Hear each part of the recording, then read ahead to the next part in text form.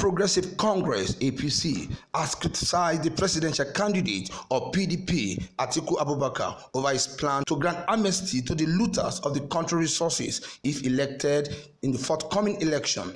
Atiku Abubakar has said at the televised town hall meeting, the candidate, that his administration will grant amnesty to looters as part of his recovery drive to boost the nation's economy. Spokesman of APC, Larry Isaonilu, signed a note of warning to Nigerians not to return PDP to power. The insistence of Alhaji Atiku and PDP to take us through these dangerous routes where the nation's economic policies and programs are driven mainly by the interest of leaders, their local friends, and foreign partners, constitute a present danger every well-meaning Nigerian must rise against. The choices before Nigerians cannot be more clear. Those who have looted our resources, stolen the monies meant to build roads, rails, and ports, provide regular and stable electricity for our homes and businesses, provide quality health care, create environment, Nigerians to unleash their creativity and industry, and for all Nigerians to live a rewarding and prosperous lives and working hard to take charge again.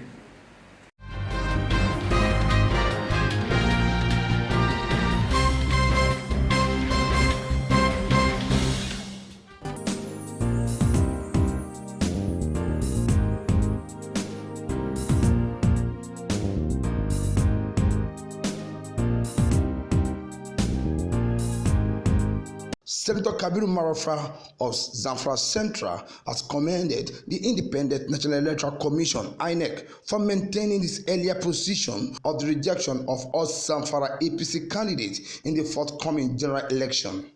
Briefing journalists in Abuja, Senator Marafa noted that INEC, after studying the two conflicting judgments delivered on the matter, decided to maintain its earlier position that the party did not conduct any primary whatsoever. Marafa, who said that the commission did the right thing, also agreed with the judgment of the Justice Ijeoma Ojukwu, who ruled that INEC acted within the power of refusing to accept the list of candidates from a fraction of APC in Zamfara State. He commended Justice Ojukwu for a sound judgment, adding that the APC could still field candidates in Zamfara State if their prayer before the appeal court in Sokoto is granted.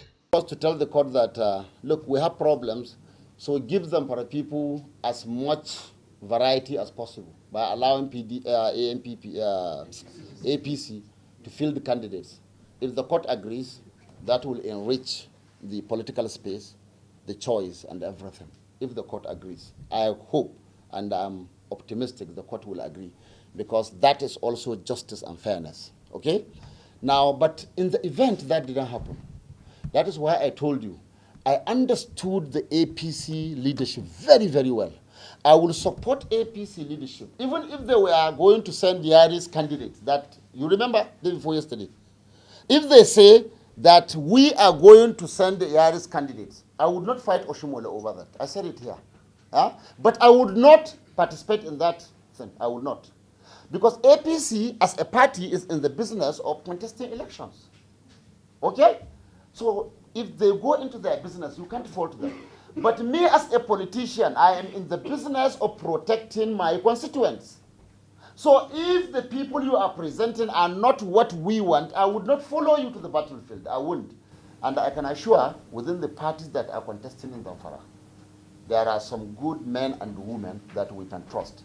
If, for whatever reason, we fail to produce any candidate, the unintended beneficiaries you are talking about, God willing, we would support one of them or two with the intention that he will do better than what Yari is doing and his people today.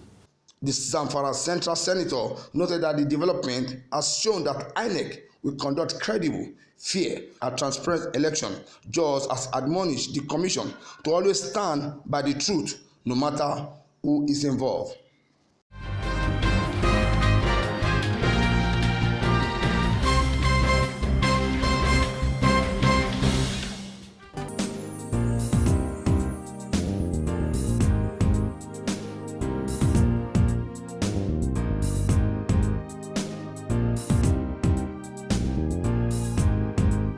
The presidential candidate of the People's Democratic Party in the forthcoming presidential election, slated for February 16 this year, Atiku Abubakar, has said that he will accept the defeat if the election are judged free, fair, and credible.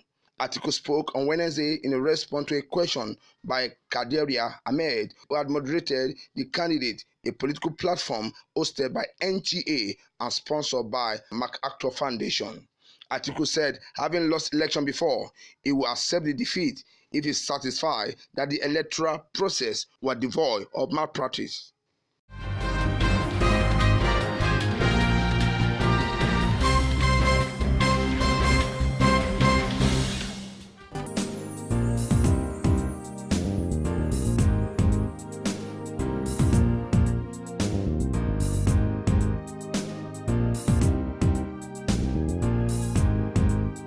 The Economic and Financial Crime Commission has filed fraud charges against the immediate past Secretary to the Government of the Federation, Babashir Lawal, former Director General of the National Intelligence Agency, Ayodele Oke, and his wife, Mrs. Folashade Oke. The Anti-Graft Agency on Wednesday filed 10-count charge against Lawal and 5 others, including his company, Rural Vision Engineering Limited, before the High Court of the Federal Capital Territory in Abuja. It filed 4 counts against Oke and his wife, Folashade, before the Federal High Court in Lagos. President Muhammadu Buhari in October 2017 sacked Lawal and Oke following the report of the investigation by the panel headed by the Vice President Yemi Osinbajo into the allegation of fraud leveled against them. The charges against them are coming over 25 months after they were sanctioned by the president.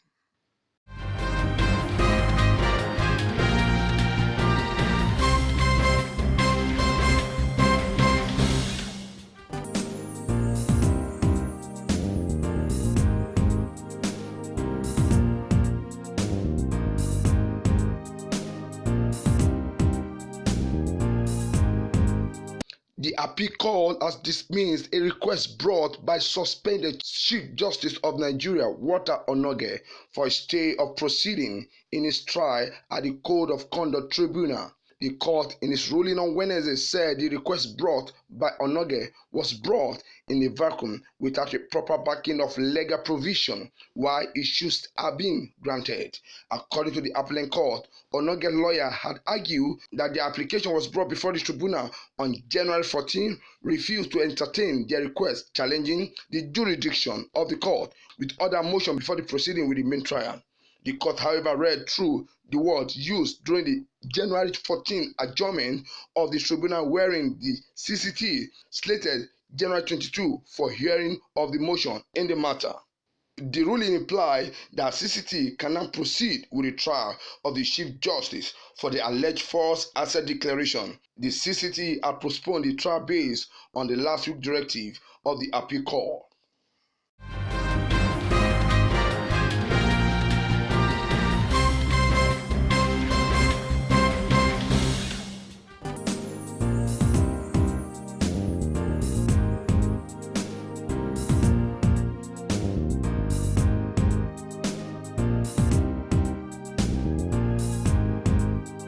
Lawmakers in Lagos State House of Assembly rose from emergency parliamentary meeting on Wednesday evening and insisted that Governor Akinwumi Ambode must appear before them to explain infraction leveled against him. The lawmaker vowed that if the infraction continue, they will impeach the governor. Briefing newsmen at the end of the meeting, Sanai Agumbiade said nobody was witch-hunting the governor as being insinuated in some quarter, but the infraction was a serious issue the House could not overlook.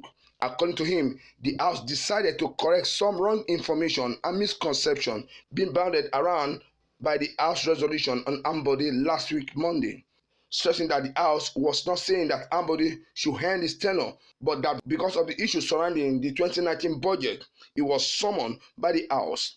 He said the major contention was that he had started spending from 2019 budget, which he had not yet laid before the House, and against the Constitution provision.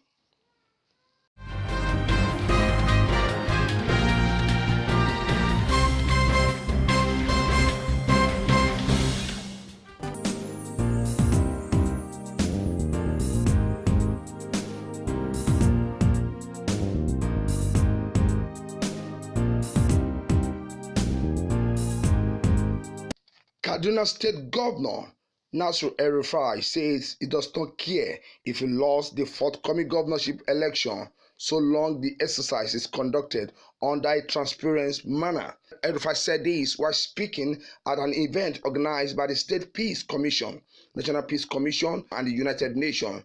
The governor said most important job for his administration is to govern and ensure peaceful election in the state. In his word, let me say this on my behalf and on behalf of the Kaduna State government of today. Our most important job now is to govern the state, he said. He added that the state government has taken various measures to prosecute those involved in hate speech. Also speaking, Mohammed Shemba, the special representative of the United Nations Secretary General for the West Africa and the Sahel, said it is important that Nigeria surpasses the progress in electioneering recorded in the 2015 polls.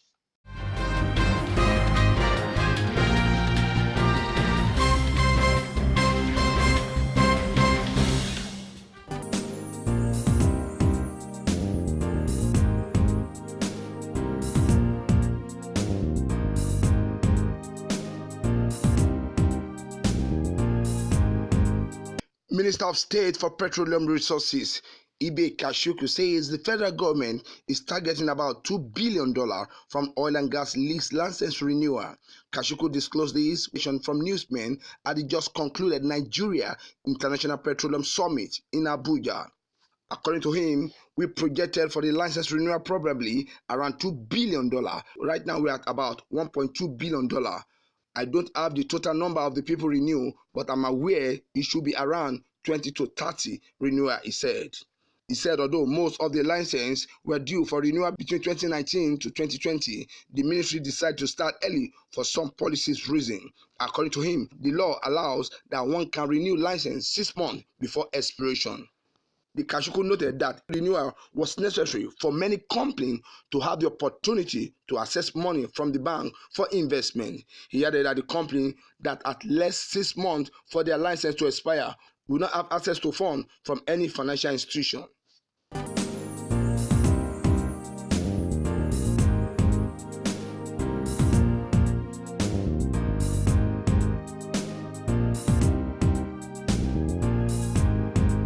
The federal government has commended Captain Osa Okubo's exploit in agro-ally industry.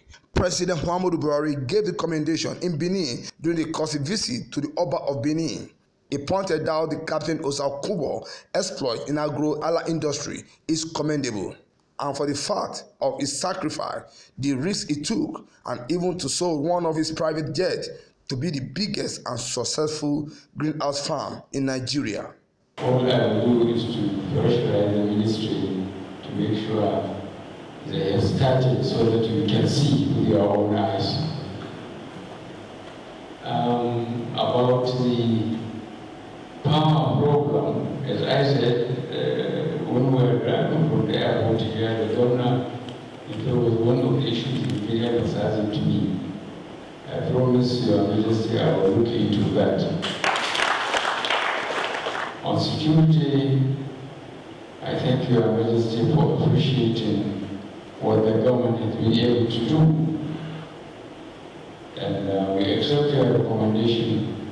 We will even try harder to secure the country. You made a lot of sacrifice. Well done.